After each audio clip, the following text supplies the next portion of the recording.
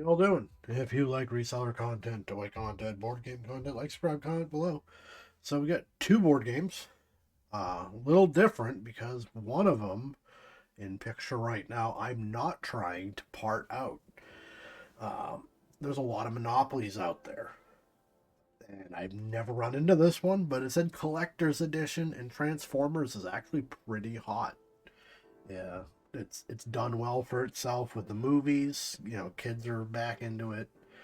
As a franchise, it's doing like it did in its heyday. So I thought maybe collector's edition would be worth something, and it's fairly old. It's I think 2007. So we're gonna see what we can do. We're gonna have some challenges that we will get to, but we're gonna start off with a different one. And yes, I just did one of these. I got another one. Uh, my price point on monopolies is under $3. If I find a Monopoly at under $3, I will buy it because I will make my money back on one set of parts. So we're going to go through that Monopoly first. All right, so this one I'm not going to try to sell as a whole because there's too many of them for sale and it doesn't go for enough money. So doing board games, I kind of have an idea of what I'm willing to keep a game around. You have to store these, they take up a lot of space. Board game takes up X amount of space. The same board game takes up that much space. As you can see, that's the one I just did, and this is how I do my board game pieces. I put the entire game in a bag, and then as I sell stuff, I just pick it out. Because we just added to it, nah, I wouldn't fit in there. I'll probably just do another sandwich baggie. Invest in sandwich baggies if you're going to be doing this. But, anyways, I got this for $2. As previously stated, this one's actually in good shape. Might check just in case, but I don't think it's going to be worth keeping. Let's sell as a whole game. My last one was like this too, where it was just like loosely in the box, like nothing to hold it together. That might just be how it is. The board from the last one was busted in half. This one is not. It's not in great shape. Yeah, we're just going to part it out. I just don't want to be bothered with it. One of those. We got instructions. That goes for nothing. So, again, we got parts. We got money. We're going to sort that real quick like. And the cool part about having listings active is I don't have to take pictures. I don't have to do anything. I just have to change quantity on eBay. And it's going to run the same item until I run out. So I have active listings for all the monopolies. Because I'm never really out. I mean, very rarely I run out of one set of parts or whatever. But not in a while. I've been really getting a lot of monopolies for whatever reason. So I've been rocking and rolling on that. But then all I have to do is sort it. And I checked before I grabbed it. I do like to look at my listings to see. It'll show you views and it'll show you watchers. So views are important. It just tells you that your item is in consideration. What that means is either people are looking to purchase said item, or if it's something that's really abundant in the marketplace, it's people are looking at your listing because it's within a price point. So if you start seeing views on an item, that means you're going to sell it pretty soon. Generally, if you get like 5 or 6 views on something, it's a matter of time. When I sort stuff, I do it every weekend. I do 5 items a week, where I just go back through my backlog and I look at older stuff. I know where I'm at in my listings, and I look at that information, that Views and watchers. Watchers is the other one that tells you people are looking into purchasing something. Generally, watchers means that they're waiting for it to be cheaper. But I'll look at stuff that has no views, has no watchers, and I will lower the price and see if that makes a difference. And sometimes it gets snatched up. I just sold a Noah's Ark Little People set I've had for years that I just overpriced it at a point. I was selling it for like $25 plus shipping. And I lowered it down to twice. And I lowered it down to 10 plus shipping and it moved. I don't even remember what I paid for it, honestly. I'm guessing probably 5. That was one of the things I bought in the first couple of years I was doing this, and I sat on it for a while. Yeah, whatever. I made money on it. But, you know, I get a little more discerning with what I list. And it's funny because I do run into stuff that I've had for a long time and it sells after years and years, and I'm like, oh wow, that actually did sell. That's crazy. But I did hold on to it for that all the time. I just sold today a little orphan Annie figure that I've had for at least 4 years. I sold it for $7, so I made like $1.50 on it, and had it sitting around. It's like 1 inch tall though. Really wasn't taking up much space. Almost done here with the money. And then we're just gonna look real quick at the figures and make sure we got everything. This one's unique in that it has a special piece, that being a snowflake. And it has blue dice, 2 blue dice. And if it's complete, that's a good one. I've had views on the items from the last one I bundled. I just haven't sold anything out of it yet. But give me a minute of time. Yeah, let's get all this sorted real quick. All right. So we had the complete game. And I put it all up, changed my listing to show that I had 2 of everything. I did lower the price on this set. I had it at 12. No one had looked at it yet, unlike the other items, so I dropped it by $1. I can afford to do that because I only spent $2 on this one and I think the previous one as well. So all said and done, the 2 games today that we're looking at, spent $6 and we got $11 out of that. So let's see what we could do with this Transformers. So we're back. Ideally, I would like to keep this in the box. So the price online for this is $25 for used. And that's about my price point on board games. So I spent $4 on it. And if I can make $20 off it or close to it, awesome. Problem is, somebody closed it with not only packing tape, but duct tape. But depending on what happens, this is going to end up being for parts. Because if I destroy the box, getting all this tape off of it, I'm not going to be able to sell it as a complete game. I've never had a box duct tape before. Duct tape, typically when it reacts to heat, is impossible to scrape off. So this is actually okay. So, thus far.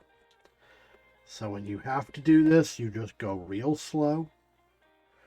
The rule with packing tape is you pull it against itself, but duct tape is a little different because really the adhesive is just a different style of adhesive, I guess. And if I pulled it away from it, I think I would end up leaving a lot of the adhesive on the box, and then it ain't ever coming off.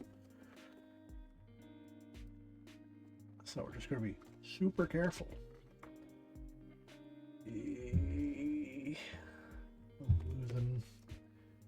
Losing on the corners. So part of this is very auditory. If you are pulling, I'm losing a bit of the box here, unfortunately. And if you hear a tear, stop what you're doing and do it from the other side. You're going to lose a little bit of the box if you've already heard it tear, but sometimes you can actually just get that little tiny piece lost, and that's unfortunately what we did. So there's really no avoiding that. And this box, now that I'm looking at it, is water damaged too, and that's why that came off. So I lost that, but if you can see, there's bubbling here from where this got wet. This may be very problematic when we get into it. If the board's all water damaged, we're down to parts. Now, the good thing is, when we buy board games, we buy ones that are collectible, ones that are playable, and parts. This is collectible. People want this. So the parts will move. If a board game's going for like $25, people will drop money to complete it, to sell it, if they happen to have a really nice one. So we could just work this tape off of here. I'll pause this because this is going to be like 10 minutes anyways. All right, so shockingly, I got all the tape off, and that little bit of damage I showed you is the only damage I did. So we're going to take the top off. What I really want to see is the tokens. If this has to be parts, the tokens are the most valuable part. Okay, what?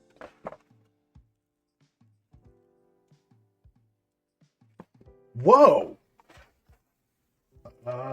Well, this is a turn of events. Yu-Gi-Oh! GameCube game is randomly in this box.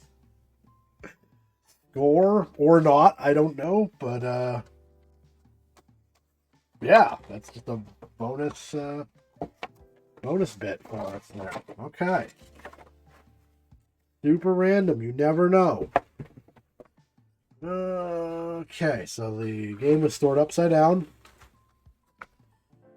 We've got we'll start, sorry, the Yu-Gi-Oh thing threw me off for a second here. Start sorting the money. It looks a little water damage. It's not bad. I mean, if this was like a game from the 60s or the 70s, I wouldn't mention it because it would be kind of almost a given that the game would be in some kind of shape, but this is not that old, so we'll see how many bits of money are no good. So the ones in this are typically white, and that's the one that wear damage the most. And that comes from water or drinks, greasy pizza hands. You're eating while playing the game. And it's the ones that tend to get messed up the most. So we'll see what those look like when we get to them. Well, the cards look pretty cool. They have the thing where you look through like a red lens to read it, whatever that's called. Very much like 90s tech with that. I don't know if we have some kind of like decoder we can use to read the cards. We'll find out. So the ones actually look completely fine. Looks like they're never even used.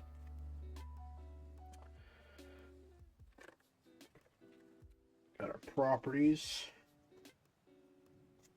Go through those in a moment here.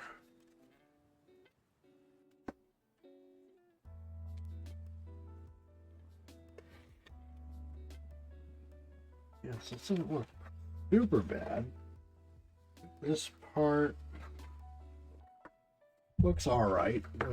It's a little bent up, but it's really commonly bent. A thin piece of cardboard that serves no real purpose other than to keep stuff from flying around in the box. So Let's see. Yeah, that bill's no good. Got like something on it. Like soda. Like a splash of orange soda. I'll leave it in. Alright.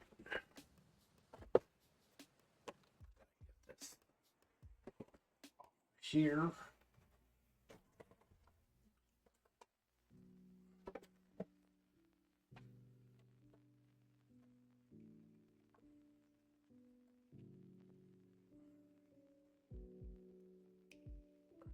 Not liking that I'm not seeing the tokens. So instructions or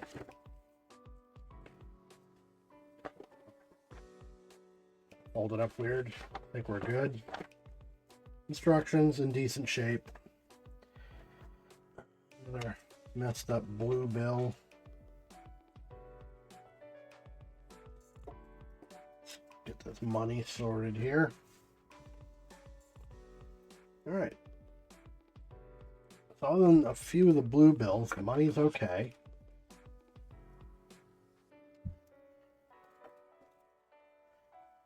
I will admit that I'm not the biggest Transformers guy, even though I grew up in the heyday of it, because I guess my parents probably couldn't afford Transformers. They were pretty expensive when I was a kid, and we didn't grow up with a ton of money.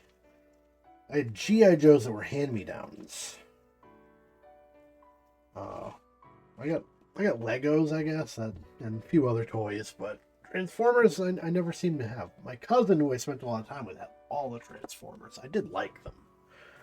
I just didn't really have my own, so I don't have that fond memories of playing with them so much, because I only got to do it occasionally.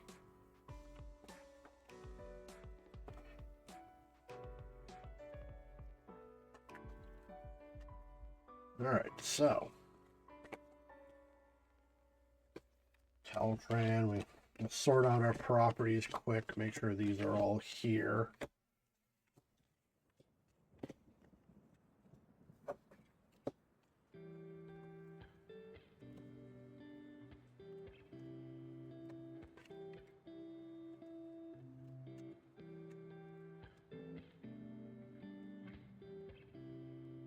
So we're getting some weird stuff. I guess it would be 6 odd cards, like, you know, the trains and the power company and all that jazz.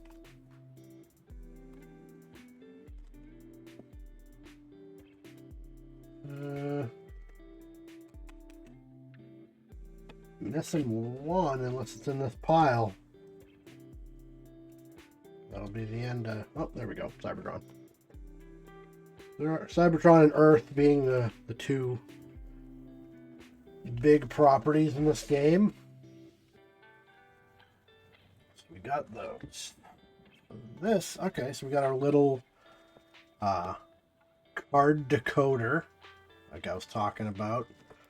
If you've never seen this is some cool, like, 90s stuff. So you can't read this gibberish, right? But wait. Dun dun dun dun. So you do that for, I guess it would be Decepticon and Autobot cards rather than Community Chest and Chance, I'm guessing.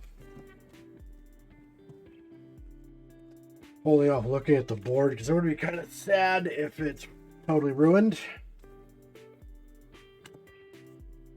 Because so far this looks good. Not spectacular, but good.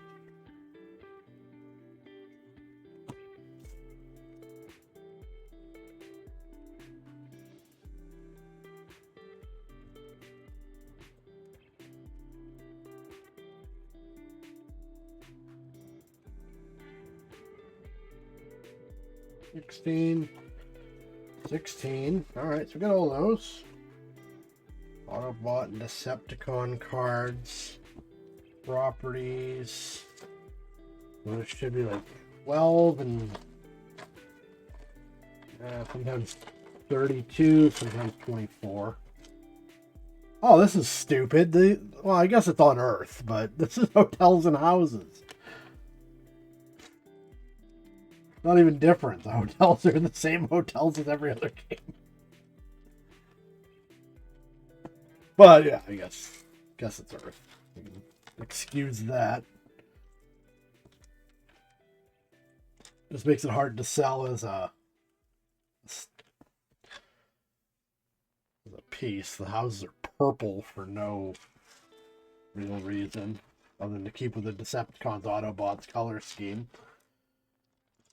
6, 8, 10, 12, 14, 18, 20, 3, 6, 9. 30 houses seems like an odd amount to have. I'm guessing I'm missing 2. I'm guessing.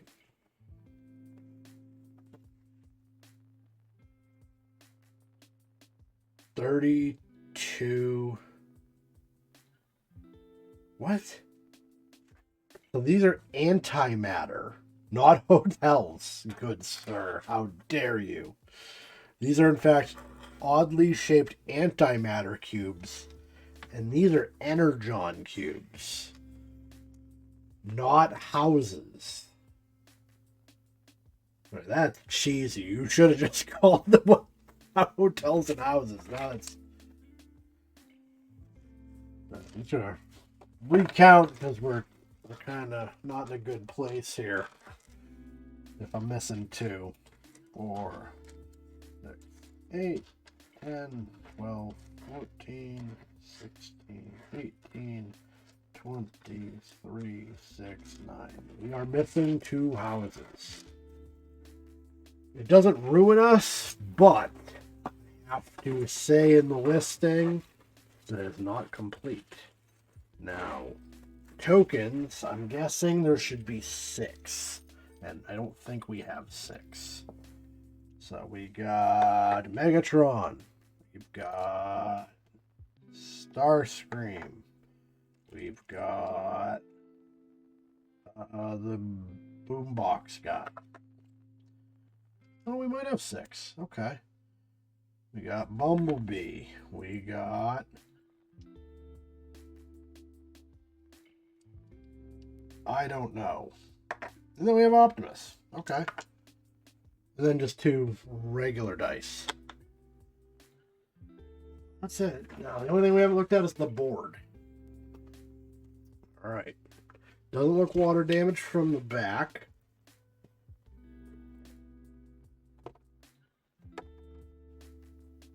Yeah, it looks good. Nothing wrong with that at all. Okay. I always like to know what they did with jail. Jail is up here. Nobody ever really changes it, even if it doesn't fit the motif. Like you're throwing Starscream in jail. Because you can't pay something. That makes sense. Alright, so we got everything. Before I box this back up, jump over here, and we're going to look up Monopoly Transformers Collector's Edition. And get an idea. There's 86 for sale. Ours is not sealed. So the going rate was about $25, but mine is not. Oh no. Don't tell me somebody swapped out the cool dice for not cool dice. Alright, hold on. 2007, this is the one I have. That's bogus. I don't have the right dice. Somebody swapped them out. And this is, but lesson learned here. This is why you want to look at stuff like this. If I had listed this as complete and somebody bought it and got those dice, they would be pissed. And they would have grounds to return it and leave me a bad review. So I'd rather catch stuff like that. But I can't do anything about this. I cannot replicate those dice. I don't have anything even close. So I'm missing the dice in 2 hotels. We have all of our tokens. Got everything else.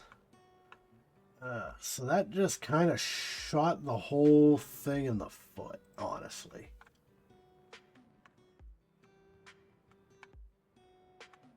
Now, this person's just selling the parts, it looks like. Just pieces. The rules, all that. So I'm going to have to part it out. I don't have to, but I'm going to because it's just not worth keeping it around and making a box for it if I do sell it, because I'm going to have to sell it lower than everybody else. So we'll just look at the pricing real quick. So brand new, that's not the same one. Never mind. There we go. Sealed, 35 plus shipping. Pre-owned, 27. 100% complete. That's sealed. That's sealed. We got some parts for 15, which is a good sign, except that they're selling the dice I don't have. One of the dice I don't have. The money for 13 bucks. All right. So this isn't looking bad at all.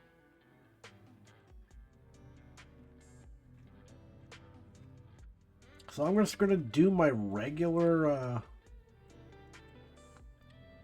stuff here, which is I'm going to pair these things, these, throw down here. Nobody's going to want those, and the money.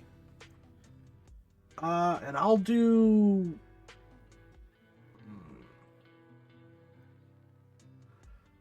I will do like 9,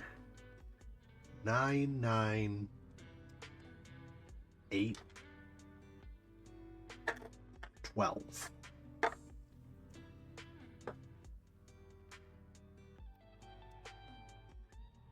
Yeah.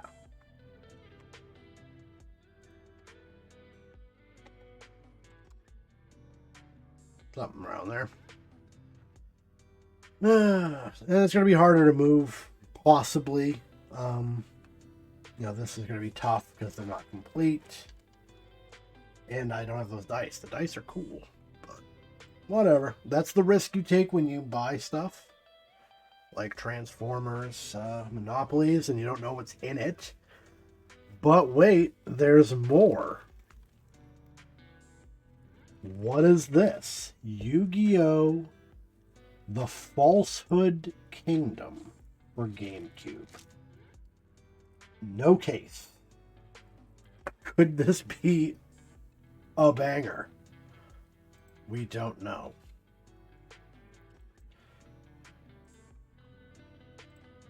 Would that be funny if that was like the greatest find of all time? The Falsebound Kingdom GameCube game. Okay. So, if you look up a game and the first listing is a picture of every game ever, it says like pick and choose your game. It means it's a shitty game. But here we are with this. Now this one says 2003. Mine says 1996. When the hell was the GameCube out?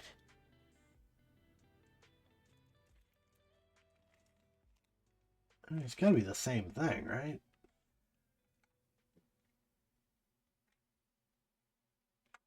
Let's look at this one real quick. That says 2003 as well. Sometimes there's like the licensing thing. Yeah, okay. All right, cool. Same game. So yeah, the game, no case, no nothing. 15 bucks.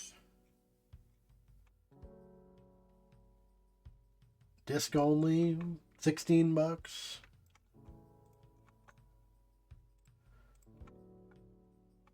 $103 listings, game only, 14 bucks. Okay. And that's just It's a little extra gravy here. 14. 14. We'll just, we'll list it for 12.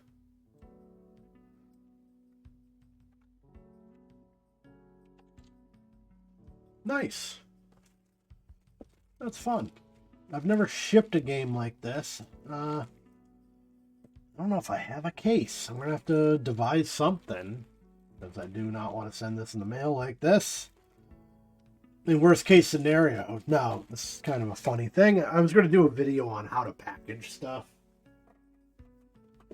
What I actually do is all these board games that I go through. So here's some old crappy Monopoly. This is really, really strong. So sometimes what I do for stuff like this is I would just cut the board, sandwich it between this really strong like cardboard, and wrap it up in tape so it doesn't have edges, and then mail it that way. Put it in a bubble wrapper and it's good to go. I'll probably end up doing that because I don't have a case. I don't have unless I have like an old CD case. I don't know, but that would probably work. But anyways, that was a cool little nugget there. So if y'all like toy content, reseller content, board game content, surprise video game content, like, subscribe, comment below. Thank you all for watching, and I'll see you next time.